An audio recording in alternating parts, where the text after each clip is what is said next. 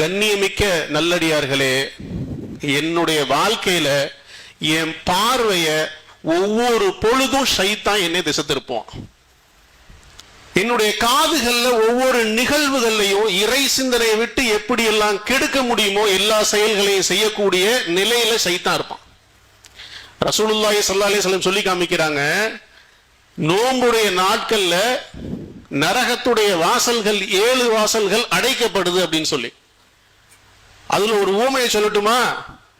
இந்த நரகத்தின் வாசல்கள் 2 கண்ணு, 2 காது, 2 நாஸ்ட்ரில்ஸ், 1 வாய். இந்த 7 வாசல்கள் அடைக்கப்பட்டு சொர்க்கத்தின் வாசல்கள் திறக்கப்படுகிறது. குர்ஆன பார்க்க, குர்ஆன சிந்திக்க, குர்ஆன கேட்க, குர்ஆன உள்வாங்க, குர்ஆன உச்சரிக்க நமக்கு என்ன பண்ணுது?